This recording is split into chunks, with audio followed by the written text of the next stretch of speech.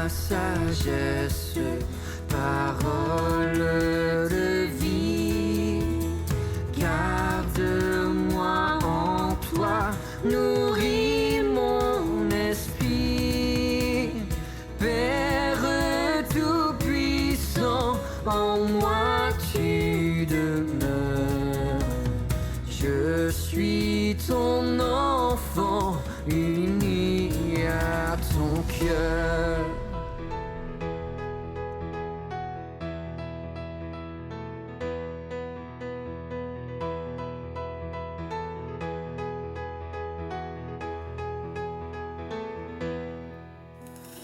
Heureux, non, l'argent ne m'attire pas.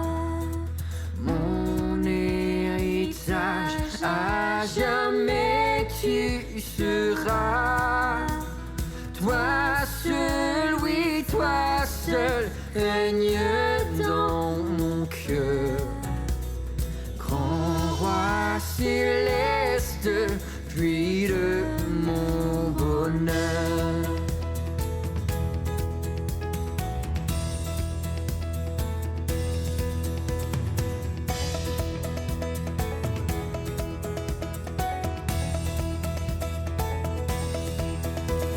Grand roi céleste, pour moi victorieux, éveille mon âme au plaisir des cieux.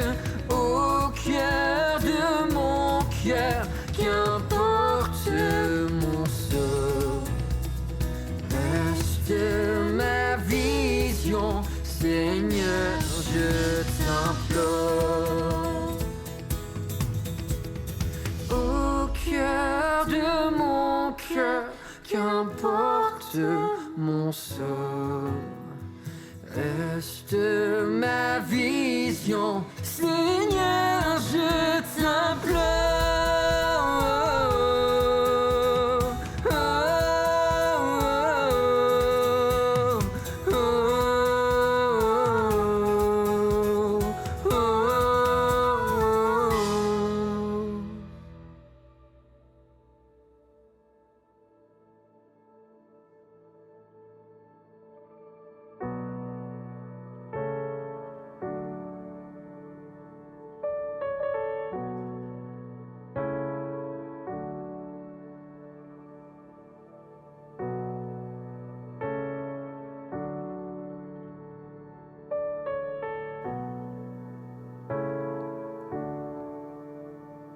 L'amour de Dieu, de loin surpasse ce qu'on peut dire. Le cœur humain, il est plus grand que les espaces. Même en l'abîme, il nous atteint. Pour le péché de notre monde, Dieu nous donna Jésus. Il nous pardonne aux paix profondes. Il sauve les perdus.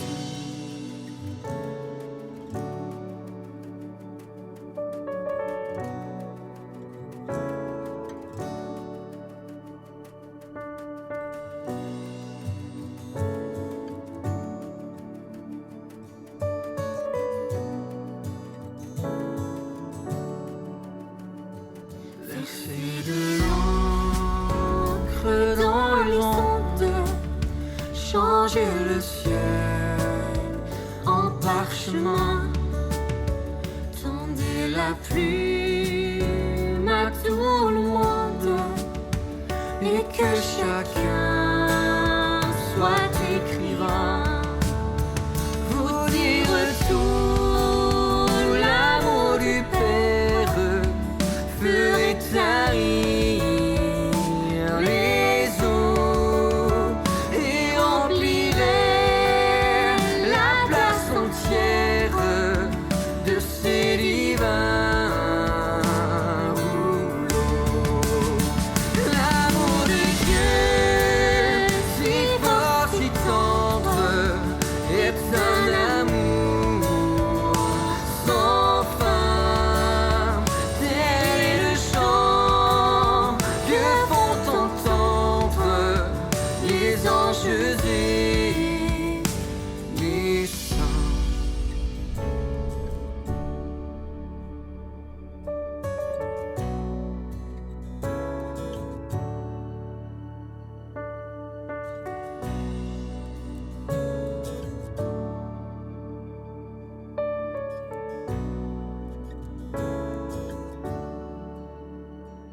et que le monde un jour chancelle avec ses trônes et ses rois, quand trembleront tous les rebelles, soudain saisis d'un grand effroi.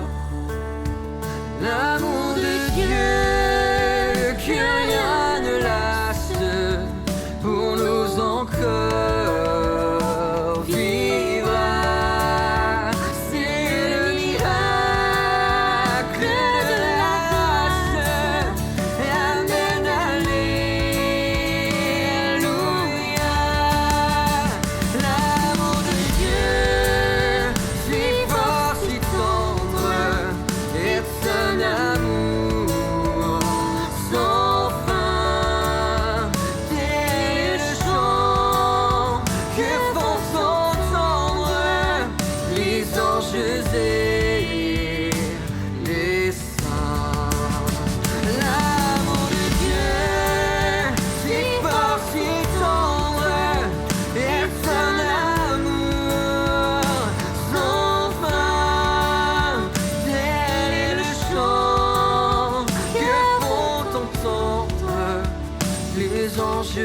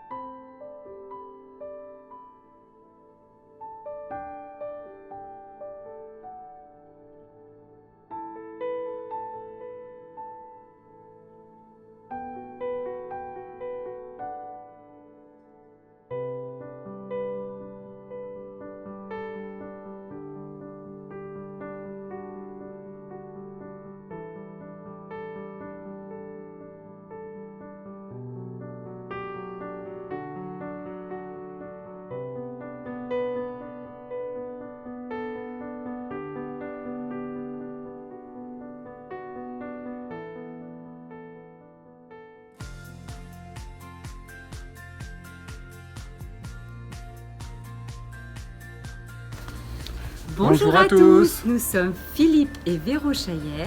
Nous avons la joie de participer à la charmante église protestante évangélique Saône-Vallée depuis ses débuts.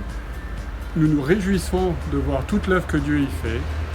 Nous nous réjouissons également de partager ce culte avec vous.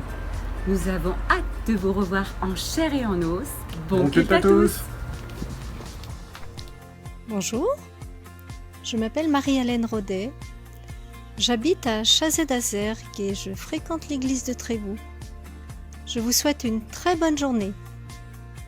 Bonjour, on est Raymond et Raphaëla et on vous souhaite un bon dimanche et Bon un bon culte. culte. Ciao ciao. Bonjour, ici Florine, que certains enfants appellent aussi Baguera. Et je voulais vous souhaiter à tous, les petits comme les grands, un excellent dimanche. Bonjour à tous, je m'appelle Salomé Je m'appelle Martine. et nous sommes membres de l'église de Trévoux. Nous sommes très heureuses de passer ce moment avec vous. On vous souhaite un bon culte.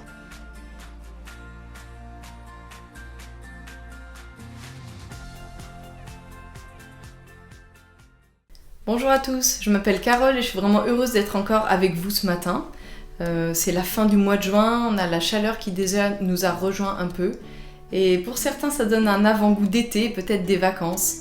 Mais pour d'autres j'imagine qu'il y a un peu un goût amer, qu'il y a des inquiétudes, on entend de la colère qui gronde et une soif d'une certaine justice. Mais j'ai aussi rencontré des personnes qui avaient un peu le tournis avec tous les événements qui sont passés ces derniers temps. Et ça mettait des incertitudes sur ce sur quoi ils avaient basé leur vie. Ce tournis révélait en eux une soif d'espérance, une soif d'autre chose, et donnait un peu cette impression au milieu de leur quête de sens que peut-être ils s'étaient perdus quelque part, sans savoir trop vraiment où. Alors aujourd'hui, que vous soyez chrétien ou pas, que vous soyez en recherche d'un Dieu que vous ne connaissez peut-être pas, je voudrais vous inviter à écouter ce que le prophète Ésaïe a dit au peuple d'Israël. Le peuple d'Israël, à ce moment-là, s'était un peu détourné, beaucoup même d'ailleurs. Il avait même coupé des arbres dans la forêt pour, à partir du bois, se faire ce qu'on appelle une idole, c'est-à-dire remplacer Dieu. Ils avaient rejeté Dieu, ils s'étaient détournés de lui, et ils avaient aussi le tournis. Et quand ce tournis leur a fait prendre conscience qu'ils ne savaient plus où était Dieu, ils ont eu peur que Dieu les ait abandonnés. Alors Ésaïe leur a posé des questions. Qui a mesuré les océans ? Qui a sondé l'esprit de l'Éternel ? Mais Ésaïe ne les laisse pas avec ces questions, il leur rappelle aussi que l'Éternel ne se fatigue pas et qu'il renouvelle les forces de ceux qui comptent sur lui. Le chant qu'on va chanter dans un instant ajoute une question. Qui s'est laissé clouer sur la croix ? Pourrions-nous ne pas l'adorer ? Pourrions-nous ne pas lui dire notre reconnaissance d'être venus sur cette terre, vivre cette vie parfaite que nous n'arrivons pas à vivre et mourir à cause de nos fautes, de nos égarements, de notre révolte ? Je vous invite à entendre ces questions et à y répondre là où vous en êtes avec l'aide de Dieu.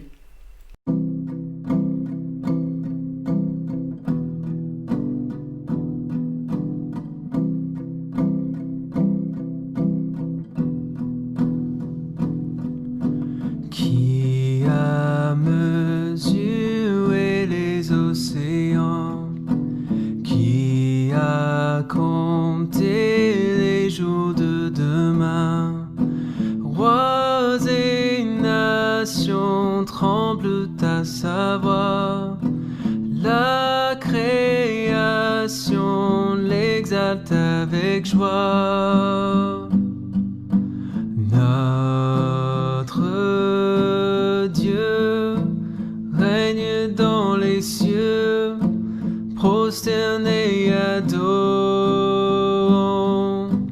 notre roi, nul n'est son égal, prosterné et adorons-le.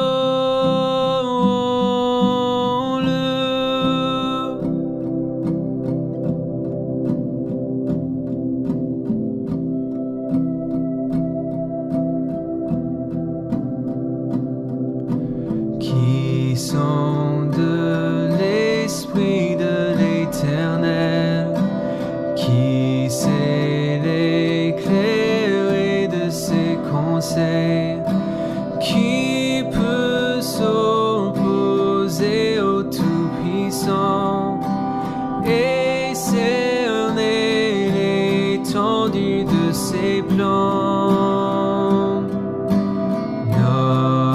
Notre Dieu règne dans les cieux, prosterné adorant notre roi, nul n'est son égal, prosterné adorons-le.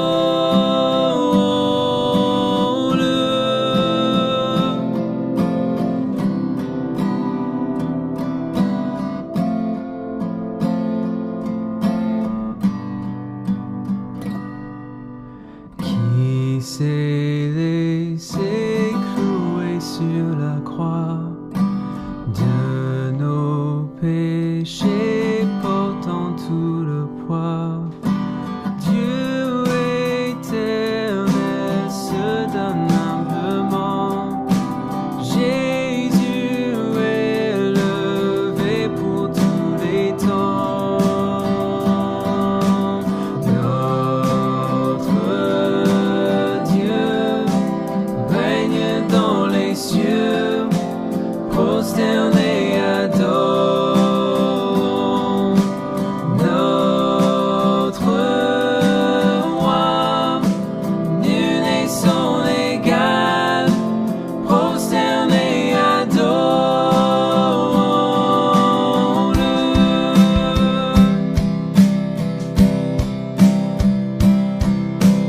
Tu règnes à tout jamais. Tu règnes à tout jamais. Tu règnes à tout jamais. Tu règnes à tout jamais. Tu règnes à tout jamais. Tu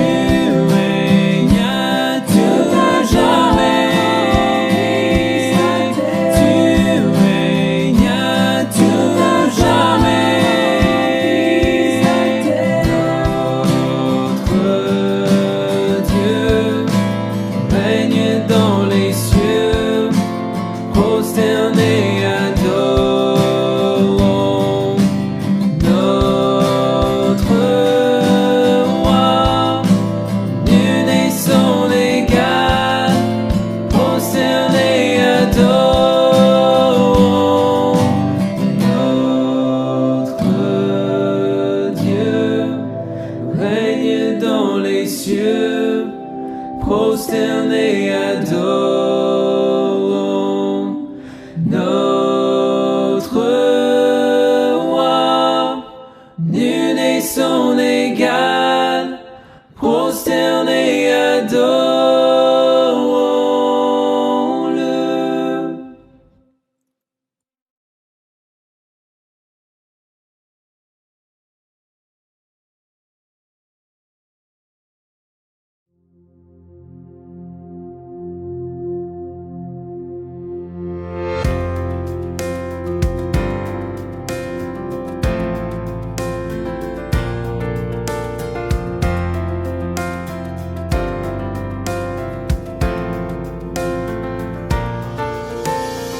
Il est exalté, le roi est au-dessus des cieux.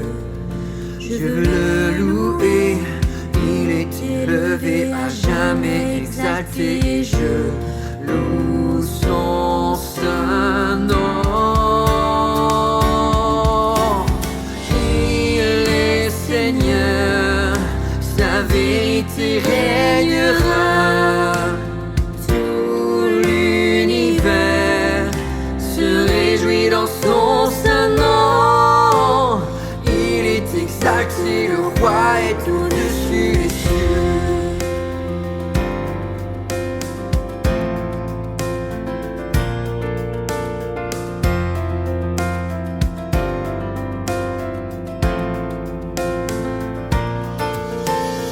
Il est exalté, le roi est au-dessus des cieux.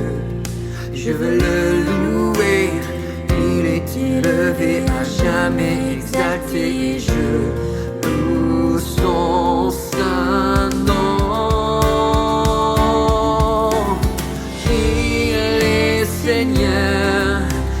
sa vérité régnera.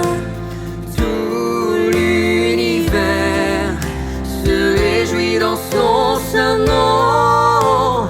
Il est exalté, le roi est au-dessus des cieux.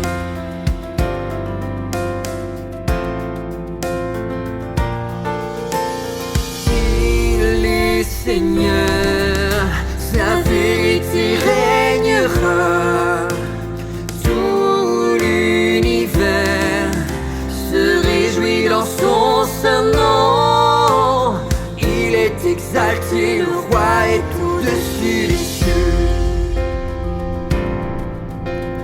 Il est exalté, le roi est au-dessus des cieux.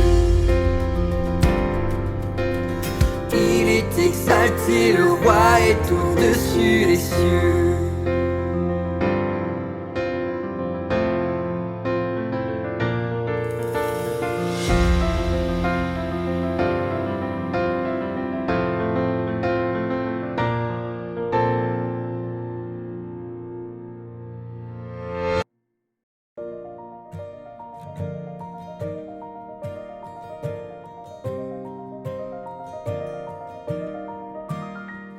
Entends-tu sa douce voix? Mon enfant, prends ma main. Bien que faible, viens à moi. Tu trouveras ton soutien. Jésus a tout payé. Ma dette est acquittée.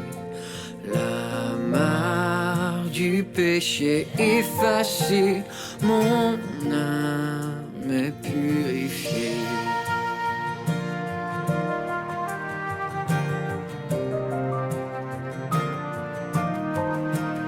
Dénué de tout mérite, mes deux à se combler par le sang de Christ, j'hérite d'un habit de sainteté.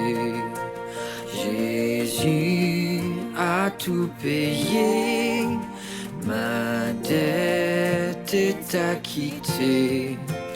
La marque du péché effacée, mon âme est purifiée.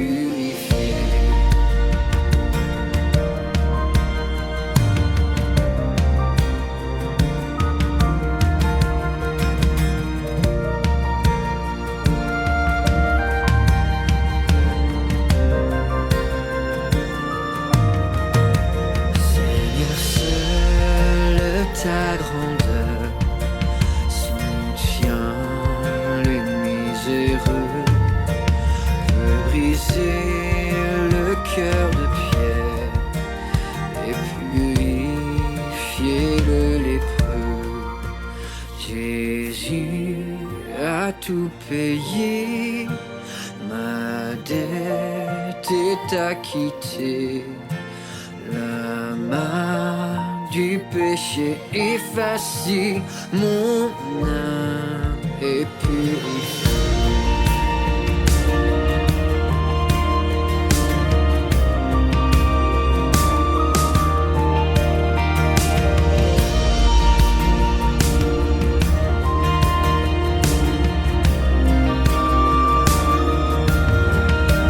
Béni sois-tu, Sauveur sublime, ô libérateur de l'abîme. Béni sois-tu, Sauveur sublime, tu m'as racheté de l'abîme. Au grand jour, devant le trône, en Christ glorifié, Jésus mourut pour mon âme, à jamais je le louerai. Jésus a tout payé, ma dette est acquittée. La main du péché effacée, mon âme est purifiée.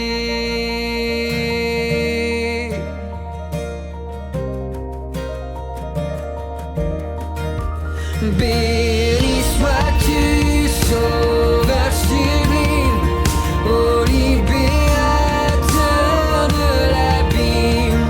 Béni sois-tu, Sauveur sublime, tu m'as racheté de l'abîme. Béni sois-tu, Sauveur sublime, ô libérateur de l'abîme. Béni sois-tu, Sauveur sublime, tu m'as racheté de l'abîme.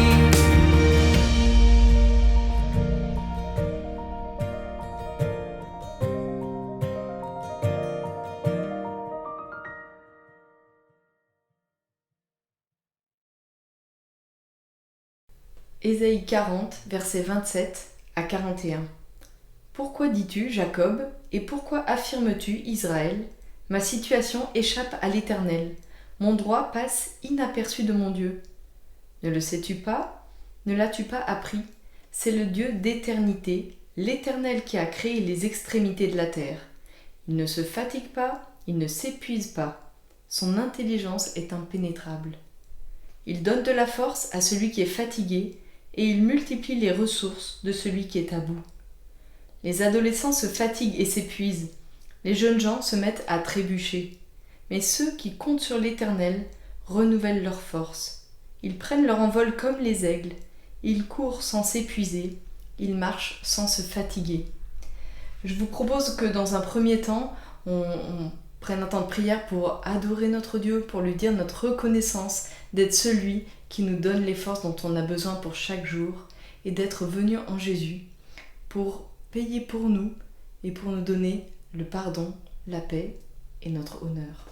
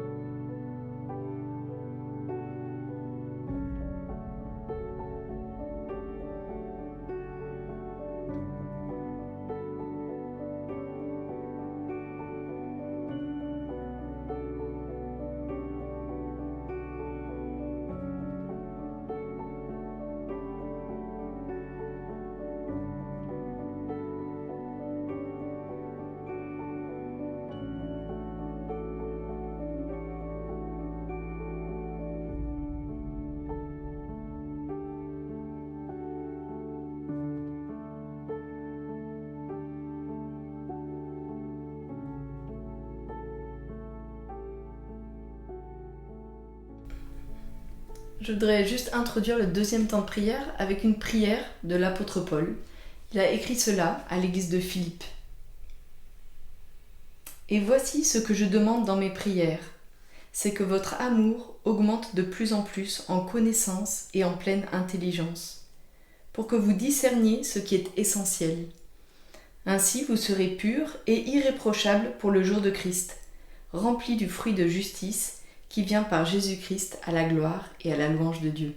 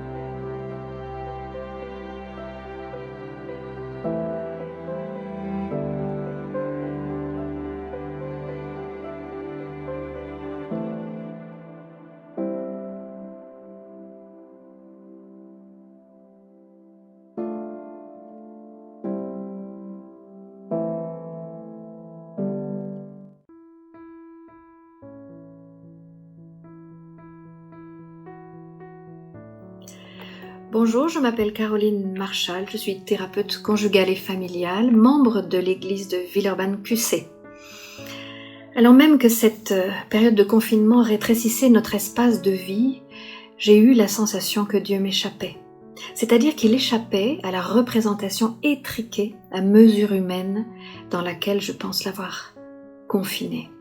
Il est vrai que notre Père Céleste se plaît à nous rejoindre dans nos besoins les plus intimes, particulièrement lorsque, dès l'enfance, nous pouvons être privés des soutiens affectifs essentiels. C'est vrai, Dieu est le Père des orphelins.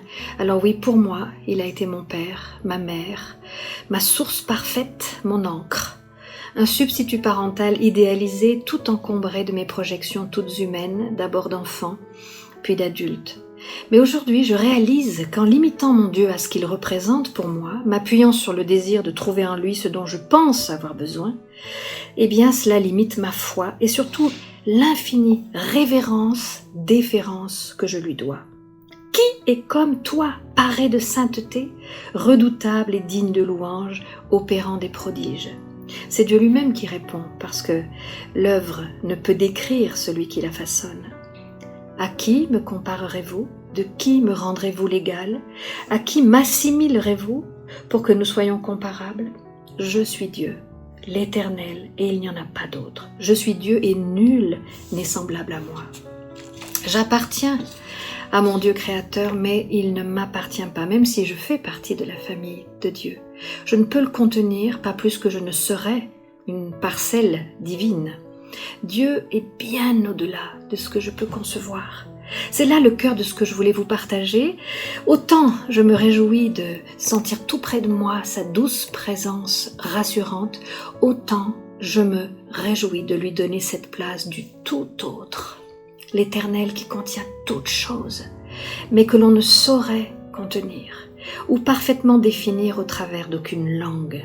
Nous ne sommes pas semblables à lui, même si nous avons été faits à sa ressemblance. Et en ouvrant cet horizon, je lui redonne tout pouvoir, la capacité d'agir comme je ne m'y attends pas. Dieu n'est pas à chercher au-dedans de soi. L'omnipotence et l'omniscience de Dieu est en soi un défi permanent à tout ce que l'homme pense pouvoir contrôler, sécuriser ou cacher. Aussi, j'honore ce grand roi en le laissant se révéler, en le laissant agir selon son plan parfait, en lui faisant confiance. Je l'honore lorsque je ne l'enferme pas dans une perception toute subjective. Je ne veux pas avoir foi en moi-même, mais avoir foi en lui. Je me suis sentie pendant cette période particulière toute petite et profondément touchée par la glorieuse puissance de Dieu, par cette conviction aussi que je ne pourrais pas ici-bas saisir complètement l'infinie grandeur de Dieu. Mais au lieu de me confondre, ce qui m'échappe m'apporte un surcroît d'espérance. Au cours de ces dernières semaines, j'ai pris pleine conscience d'un équilibre précaire qui ne dépend que de sa volonté, de sa patience, de sa fidélité et surtout de son amour insondable.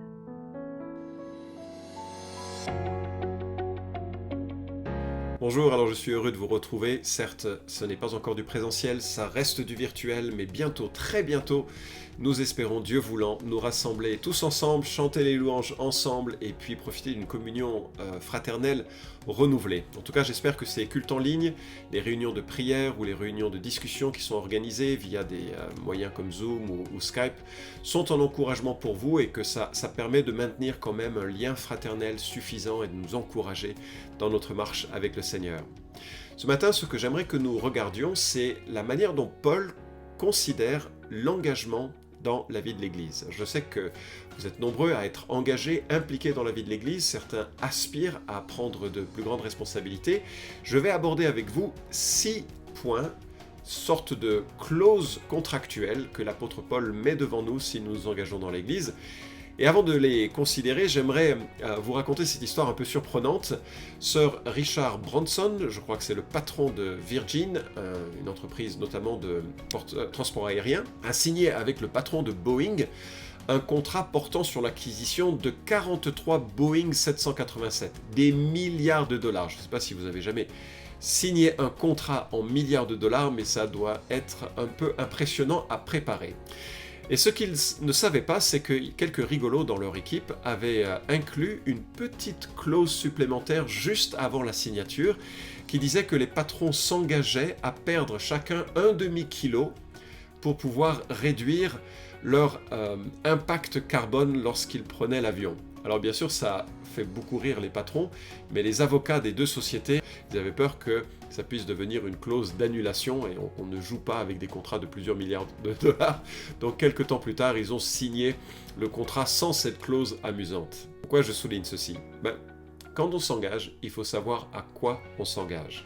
Et c'est ce que je vous invite à considérer avec Colossiens chapitre 1, les versets 24 à 29. « Je me réjouis maintenant dans mes souffrances pour vous, et je supplée dans ma chair à ce qui manque aux afflictions du Christ pour son corps qui est l'Église. C'est d'elle que je suis devenu serviteur. J'ai été chargé par Dieu de vous annoncer pleinement la parole de Dieu, le mystère caché de tout temps et à toutes les générations, mais dévoilé maintenant à ses saints, à qui Dieu a voulu faire connaître quelle est la glorieuse richesse de ce mystère parmi les païens, c'est-à-dire Christ en vous, l'espérance de la gloire. C'est lui que nous annonçons, en avertissant tout homme et en instruisant tout homme en toute sagesse, afin de rendre tout homme parfait en Christ. C'est à cela que je travaille, en combattant avec sa force qui agit puissamment en moi. Il y a quelque chose d'extraordinaire dans ce passage, c'est que celui qui s'engage dans le service du Christ, il s'engage à remplir les autres d'espoir, même au prix de son propre bonheur.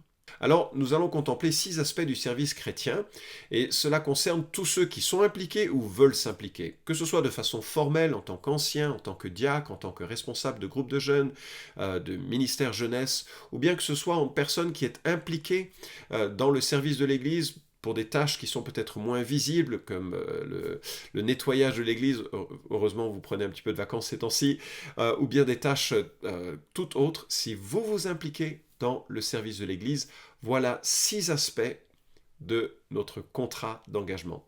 Et le premier, c'est qu'il faut considérer le coût. La souffrance est implicite au service dans l'Église. Verset 24, « Je me réjouis maintenant dans mes souffrances pour vous, et je supplée dans ma chair à ce qui manque aux afflictions du Christ pour son corps qui est l'Église. » Paul se réjouit de ses souffrances pour l'Église, pourtant il n'est pas impliqué directement dans la vie de Colosse. Certes, il est en prison à Rome à cause de l'Évangile, mais sa souffrance n'est pas directement liée à celle de Colosse. Alors voilà, en France, a priori, on ne va pas souffrir au point d'être mis en prison pour notre foi. Ça pourrait venir, mais ce n'est pas le cas. Dieu merci, et j'espère que Dieu nous gardera longtemps de cette situation. Mais en même temps, s'impliquer dans l'Église, c'est accepter un certain niveau de souffrance. Déjà, tu vas être las et fatigué parfois des engagements répétés, des réunions nombreuses. C'est un sacrifice pour ta famille, c'est un sacrifice pour tes soirées tranquilles devant Netflix, ça fait partie du job. Être impliqué dans la vie de l'Église, ça implique une certaine souffrance. Deuxièmement, tu seras critiqué par ceux et celles que tu vas servir. Ils n'apprécieront pas toujours tes décisions, d'ailleurs tes décisions ne seront pas forcément les meilleures, elles auront besoin d'être confrontées aux conseils des autres. Ils n'apprécieront pas toujours ta manière de servir, ou bien ta personnalité, la couleur de tes cheveux. La critique fait partie de la vie humaine, et s'impliquer dans l'Église, c'est s'exposer quelque part à la nature charnelle des humains qui nous entourent, même dans l'Église, et parfois c'est dur. Tu feras des erreurs et tu dois aussi accepter de grandir et parfois d'être repris. Bref, la première chose qu'un serviteur de l'Église doit entendre, c'est que ça implique une certaine souffrance. Et en même temps, c'est le lot de tous les chrétiens, n'est-ce pas? Et c'est comme ça aussi que l'on va grandir. Le Père fait à l'égard de ses disciples un travail de vigneron, c'est-à-dire qu'il taille. Et si la vigne pouvait crier, je pense qu'elle crierait lorsque le vigneron coupe les branches qui ont besoin d'être épurées afin de fortifier la vigne. C'est ce que Dieu fait, et Dieu utilise nos chers frères et sœurs dans l'Église et les circonstances de notre ministère, même y compris les circonstances en dehors de l'Église, pour générer en nous cette proximité à Christ, parce que lui connaît la souffrance. D'ailleurs, tout le travail qu'il a réalisé en Macédoine, c'est-à-dire pour le compte de l'église de Corinthe, est résumé par cette expression terrible, « luttes au dehors, craintes au dedans ». Alors, je note l'attitude de Paul qui écrit « Je me réjouis dans mes souffrances pour vous ». Comment est-ce que Paul pouvait tenir un tel langage? Bien parce que chaque fois que l'on souffre pour la cause du Christ, c'est une communion avec la souffrance de Jésus qui bâtit son Église. Parce qu'il y a vraiment une proximité dans les émotions que l'on peut vivre sur terre et les émotions que Jésus peut vivre. Pourquoi je dis ça?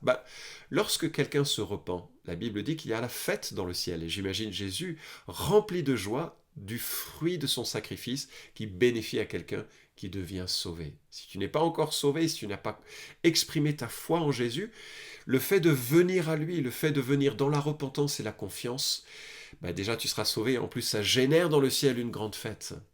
Chaque fois qu'un disciple tombe ou passe par des moments durs, Jésus est affecté. L'esprit est attristé. C'est notre souffrance aussi. Et ainsi, il y a un écho entre la souffrance de Jésus et la nôtre. Jésus vit intensément ce qui se passe dans nos vies. Il n'est pas ce Dieu distant. Il pleure avec ceux qui pleurent. Il prie pour ceux qui chutent. Il secourt ceux qui sont dans la détresse. Et c'est ainsi que chaque souffrance que tu prends sur toi dans le service te rend proche de Christ. Tu es en communion avec Jésus en cela. Un peu comme le maçon qui rentre éreinté de sa journée de travail, notre service nous épuise parfois et en cela, ça nous rend proche de la fatigue de Christ qui bâtit son Église depuis maintenant 2000 ans et qui l'amènera à sa perfection. Les souffrances du temps présent nous permettent d'expérimenter la puissance de Christ. C'est ainsi que Paul en parle. Tu sais qu'il avait probablement été atteint d'une maladie assez dure, au point que 3 fois il supplie Dieu que Dieu lui ôte cette épine de la chair, cette maladie qu'il avait dans son corps, et 3 fois Dieu lui répète « Ma grâce te suffit, car ma puissance s'accomplit dans la faiblesse. » Deuxièmement, nous pouvons expérimenter le réconfort de Jésus. Romains 5 nous parle « Nous nous glorifions même dans la tribulation, sachant que la tribulation produit la persévérance. La persévérance, une fidélité éprouvée, et la fidélité éprouvée, l'espérance. » Et enfin, je note que ça nous permet aussi de comprendre davantage ceux qui souffrent. L'apôtre Paul le dit ainsi, « Béni soit le Dieu et Père de notre Seigneur Jésus-Christ, le Père compatissant, le Dieu de toute consolation, lui qui nous console dans toutes nos afflictions, afin que par la consolation que nous recevons nous-mêmes de la part de Dieu, nous puissions consoler ceux qui se trouvent dans toutes sortes d'afflictions. » Tu veux t'engager dans l'Église? C'est formidable, on a vraiment besoin de plein d'hommes et de plein de femmes qui prennent part au service dans l'Église, mais il faut que tu saches, ça commence par la souffrance. Deuxième clause de ce contrat d'engagement, c'est que notre domaine principal d'engagement, c'est la communauté, c'est l'Église. Verset 25, « C'est d'elle que je suis devenu serviteur. » L'Église est belle. Notre Église est belle, votre Église est belle. Je sais, on voit les problèmes très souvent dans une Église, et c'est vrai, ils sont nombreux. Ils sont aussi visibles que les boutons sur le visage ou que le nez sur le visage, ça dépend, certains en ont un plus grand que d'autres. Je sais que l'Église est parfois décevante, elle l'est parce que je suis décevant et parce que chacun d'entre nous, nous sommes décevants. L'Église rassemble des pécheurs, mais l'Église est au centre du plan de Dieu, et Christ désire bâtir cette Église. Et c'est important de prendre part à son œuvre. Paul le dit ainsi, vous êtes le corps du Christ et vous êtes ses membres, chacun pour sa part. C'est là que Dieu manifeste sa présence. C'est au milieu de nous, dans nos vies, dans nos rassemblements, y compris nos rassemblements virtuels, y compris dans l'engagement que nous avons les uns envers les autres, au téléphone, par Internet, ou en envoyant un mot, ou en étant présent avec les uns et les autres. Donc, il faut faire attention à la manière dont on prend soin de ce corps. Paul dit, si quelqu'un détruit le temple de Dieu, Dieu le détruira, car le temple de Dieu est saint, et c'est ce que vous êtes. Nous servons, nous acceptons la souffrance en vue de servir dans l'Église. Soyez gentils avec l'Église, parce que c'est la femme de Jésus. Quand on sert dans l'Église, on prépare l'épouse de Jésus à ses noces. Vous ne voulez pas lui nuire, parce que c'est quelque part nuire à ce qui est très précieux aux yeux de Jésus. Je crois qu'il y a un lien essentiel entre la souffrance et l'Église. Je m'explique. Paul dit « Je supporte tout à cause des élus, afin qu'eux aussi obtiennent le salut qui est en Christ Jésus. » Si moi j'accepte une certaine souffrance pour le bien de l'Église, je vais faciliter les rouages du fonctionnement de l'Église et permettre que le témoignage de l'Église soit plus brillant.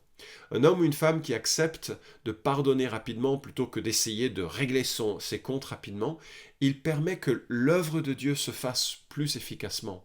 Un homme ou une femme qui accepte une certaine souffrance pour la gloire de Christ, sachant qu'en son temps, Christ va régler toutes les choses qui ne sont pas encore réglées sur cette terre, il permet que l'œuvre de Dieu se fasse plus facilement.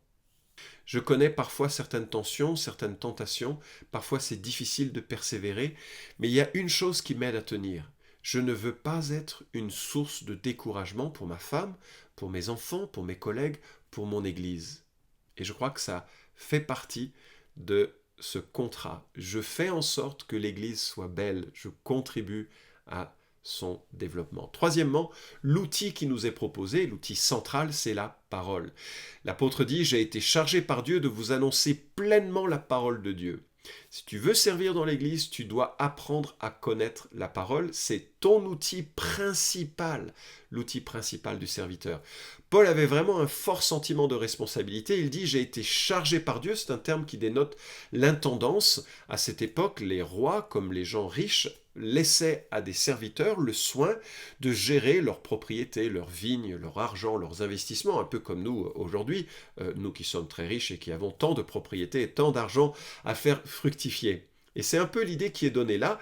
Dieu donne la charge de l'Église et il dit voilà, j'ai été chargé et nous sommes chargés d'annoncer pleinement la parole de Dieu.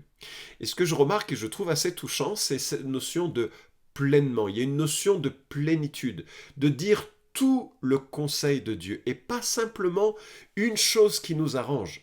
Et là, c'est ce que je remarque très souvent, c'est que les gens, ils développent dans leurs idées, dans leur tête, une clé qu'ils estiment supérieure à l'ensemble de l'Écriture pour grandir.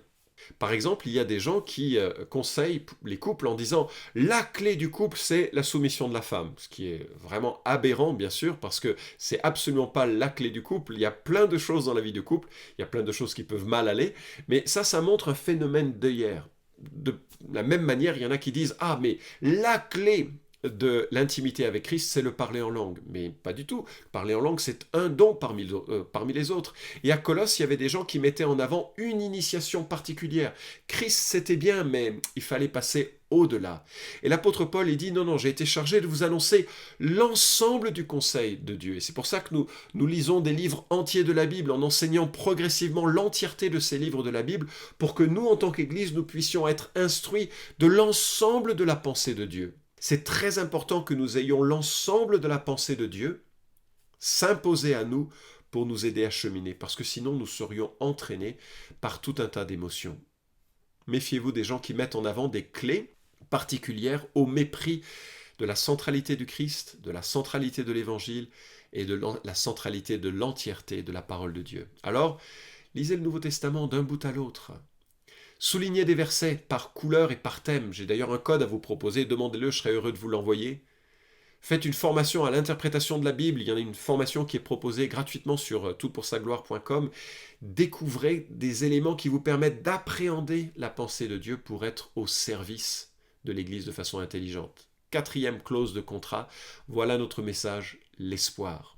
L'apôtre Paul en parle ainsi, le mystère caché de tout temps et à toutes les générations, mais dévoilé maintenant à ses saints, à qui Dieu a voulu faire connaître quelle est la glorieuse richesse de ce mystère parmi les païens, c'est-à-dire Christ en vous, l'espérance de la gloire. Je ne connais pas de description plus formidable d'un chrétien que celle-ci. Christ en lui, ou en elle, l'espérance de la gloire.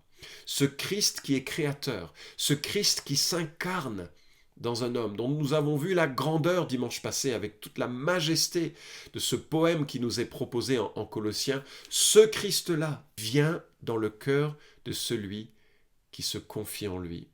Christ en vous, l'espérance de la gloire. Trop souvent, le christianisme a été dépeint comme une série de règles à suivre, une obéissance à un code moral.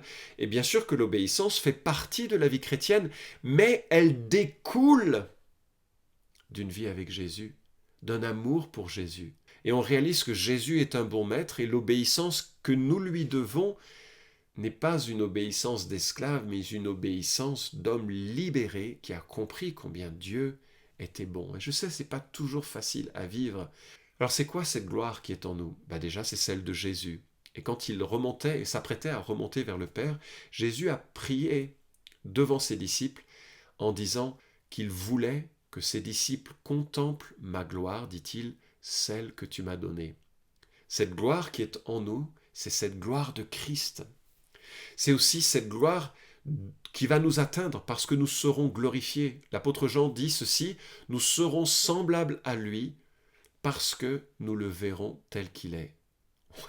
Cette gloire de Christ sera la nôtre et bien sûr ce sera la gloire d'un univers renouvelé.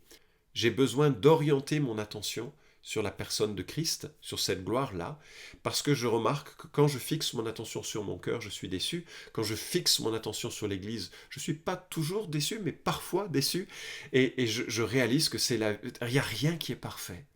Mais Christ en moi et Christ en toi, l'espérance de la gloire, ça me donne de l'espoir. Je peux être patient face à certaines difficultés, je peux m'engager davantage, je peux continuer de servir.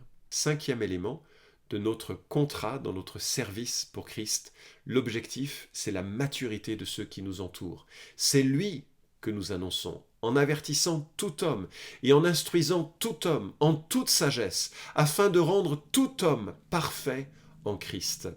De nouveau, on voit ici la centralité de Jésus, c'est lui que nous annonçons. Jésus est notre mission, nous parlons de Jésus, nous sommes amoureux de Jésus, nous témoignons de Jésus, nous proclamons Jésus. Je ne sais pas comment le dire pour le souligner davantage, il est le rocher, le roc de notre vie et celui que nous proclamons. Nous ne proclamons pas une église, nous ne proclamons pas un système, nous ne proclamons pas une théologie, mais une personne, Jésus-Christ. Et là, il y a 3 verbes qui sont évoqués, annoncer publiquement, c'est l'enseignement, la prédication. Il y a la notion d'avertir, une connotation de mise en garde éthique. Il y a la connotation aussi d'une relation beaucoup plus proche. Il y a la notion aussi d'instruction qui dénote l'enseignement de vérité centrale. Bref, l'enseignement de la parole de Dieu, de différentes formes, est central au ministère et à l'engagement de l'Église. Je sais qu'il y a tout un élan qui cherche à minimiser la part de l'enseignement, soit en le remplaçant par la louange, soit en la remplaçant par des discussions, des partages, soit en la remplaçant par des recherches de miracles et tout ceci. Et ça peut très bien faire partie de la vie de l'Église. Prions qu'il y ait des miracles, prions vraiment, discutons des choses de l'Écriture, louons Dieu, prions Dieu, bien entendu, mais jamais au détriment de la parole de Dieu et de l'enseignement de la parole de Dieu, parce que c'est de là que vient la maturité qui est en Christ et qui est visée. D'ailleurs, une chose intéressante, c'est que la maturité, c'est pas la perfection, même si dans la traduction qui est proposée, souvent on utilise le mot perfection, c'est un peu exagéré parce que c'est l'idée de maturité. Et si je vois ça, alors ça va aussi me donner de l'espoir dans mon service, c'est-à-dire que je cherche à faire en sorte que mes frères et sœurs autour de moi, qui sont impliqués dans la vie de l'Église, ils fassent un pas de plus. C'est pas qu'ils soient parfaits. Quelque part, c'est ce que cherchait à faire miroiter l'hérésie colossienne, que les gens, par une initiation particulière, deviennent à un niveau tel qu'ils aient largement dépassé Christ et dépassé la vie chrétienne. Mais je vais faire en sorte que mes frères et sœurs autour de moi fassent un pas de plus. Et là, je note qu'il y a des cultures d'église qui favorisent le développement de la maturité, et il y a des cultures d'église qui favorisent l'inverse. Un univers qui est saturé de l'écriture est un univers qui va permettre cette croissance. Mais un univers qui est saturé d'espoir et d'espérance, c'est aussi important. Pourquoi? Parce que l'Église doit être un espace sécurisé, où je peux venir avec mes péchés et mes faiblesses, et trouver du réconfort et un encouragement pour avancer, à la lumière des vérités enseignées et proclamées de l'Écriture. Et je pense que ces 2 éléments créent une culture favorable à ma croissance. Une culture qui est seulement centrée sur une écriture proclamée sous forme d'impératif et de commandement, c'est plutôt décourageant. Un environnement qui est seulement fondé sur la mollesse, et tout va bien, viens tel que tu es, ne sois pas mis au défi de changer quoi que ce soit, il n'y a aucune maturité, il n'y a aucun progrès qui est fait. J'ai besoin de ces 2 éléments pour grandir et j'espère que nous offrons ou nous encourageons à cette maturité autour de nous. Enfin, dernier point, nous devons puiser, dernière clause de notre contrat d'engagement, nous devons puiser en Jésus la force pour le service. Il dit « C'est à cela que je travaille en combattant avec sa force qui agit puissamment en moi. » Son travail est difficile et en fait il utilise le même mot qu'il emploie pour décrire son travail professionnel qu'il avait, l'apôtre Paul, en tant que fabricant de tentes. Et c'était vraiment difficile d'être fabricant de tentes. Il fallait tanner le cuir, ça sentait mauvais, c'était très physique, il y avait beaucoup de produits à manipuler. Et nous devons trouver de la force en Jésus. Alors, je me suis interrogé, comment est-ce qu'on voit si quelqu'un trouve en Jésus sa force? Je vois qu'une personne trouve en Jésus sa force lorsque son service s'accompagne du fruit de l'esprit plutôt que d'une plainte perpétuelle. C'est-à-dire qu'on ne peut pas servir dans l'Église et en même temps se dire chaque fois ou dire aux autres que les autres n'ont pas fait leur part, etc. etc. Dès qu'on voit ce genre de comportement, on doit s'interroger sur la motivation de l'individu parce que le service qui est fait par la force de Christ, on le fait pour Christ et donc il y a toute la joie du fruit de l'esprit qui se manifeste dans ce service, même si le service des autres est imparfait. Deuxième observation que je fais, c'est que ça encourage les autres à aimer Jésus davantage, plutôt que ça encourage les autres à être impressionnés de cet individu. Le service qui se fait par la force de Jésus, c'est un service qui pointe vers Jésus. Et enfin, troisièmement, c'est un service qui est désintéressé. Ma prière, c'est qu'à la fin du chemin, nous entendions du Seigneur Jésus cette formulation « Bien, bon et fidèle serviteur, entre dans la joie de ton Maître ». Notre service sur cette terre doit être désintéressé, parce qu'il trouvera un intéressement ultime en la personne même du Christ. Vous voulez servir dans l'Église? Voici les 6 clauses du contrat. Le coût, la souffrance. La cible, la communauté. L'outil, la parole. Le message, l'espoir. L'objectif, la maturité. La force, c'est Jésus. Vous savez, les 3 métaphores principales du leader dans l'Église, c'est être berger, être intendant, être serviteur. C'est pas être directeur, c'est pas être dominateur. Alors si vous acceptez ce contrat, je prie que vous soyez saisis et que vous signiez ces clauses librement et qu'un jour vraiment vous entendiez du Seigneur « Bien, bon et fidèle serviteur, entre dans la joie de ton Maître ». Dieu et Père, je prie pour que tu nous aides et nous rendes capables de te servir selon tes termes à toi et pas selon les nôtres. Que tu nous aides à accepter une certaine mesure de souffrance, nous impliquer dans la vie de l'Église avec sagesse, et à donner de l'espoir à ceux qui nous entourent. Père, tu vois le désespoir si fréquent qui est là. Accorde-nous d'être des messagers d'espoir. Et Seigneur, quel bonheur, Christ en nous, l'espérance de la gloire, c'est au-delà de toute imagination. Donne-nous, Seigneur, de nous fortifier les uns les autres, d'utiliser, d'instruire sagement les uns et les autres dans l'Écriture, et permets-nous de puiser, Seigneur, dans ta parole, et dans ta personne, dans une communion à toi, toute la force dont nous avons besoin pour ce service. Au nom de Jésus, Amen. Merci Florent pour ce message. Je vous propose maintenant un chant dans lequel Jésus nous invite non seulement à le suivre, mais aussi à inspirer des âmes à le suivre pour vivre et croître. C'est ce que dit le chant. Que ce chant nous accompagne tous dans notre semaine pour nous aider à suivre Jésus de tout notre cœur, à désirer vivre en disciple et à observer ce que Dieu met autour de nous pour nous aider à grandir dans cette maturité chrétienne à laquelle il nous appelle.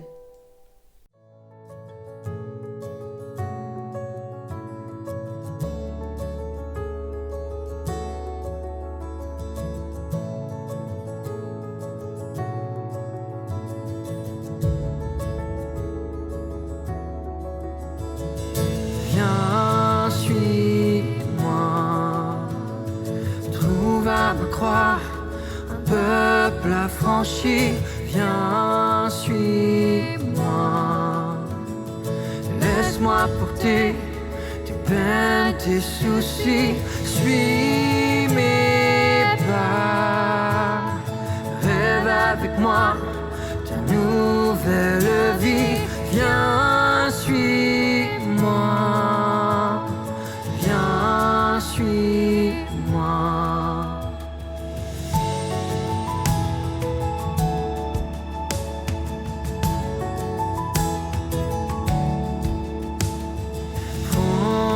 Ta croix, laisse derrière toi tes visions sans gloire. Prends ta croix, inspire des âmes à vivre et croître. Suis mes voies, marque par ta vie la vraie histoire. Viens, suis-moi, viens, suis-moi.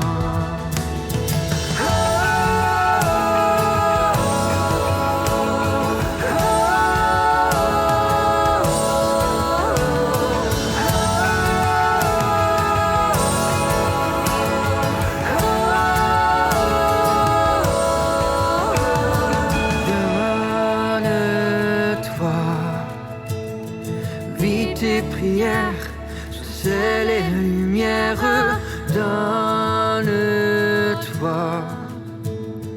répands ton cœur au bout de la terre. Suis mes pas, endure pour eux, épaules les malheureux. Viens, suis-moi, viens, suis-moi.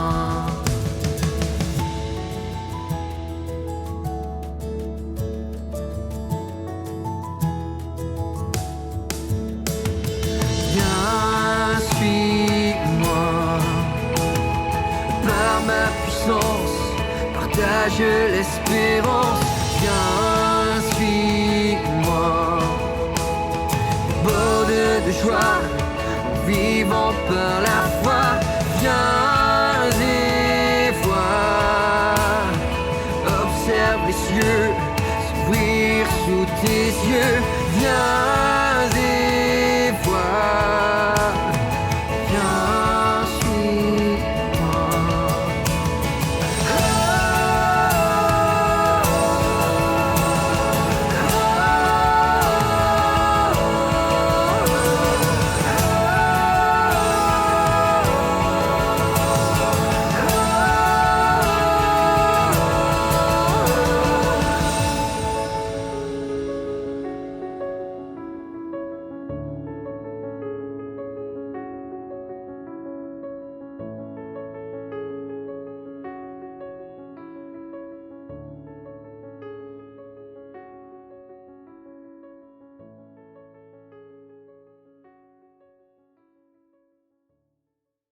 Bonjour à tous, je suis Jérémy de l'église de la Croix-Rousse.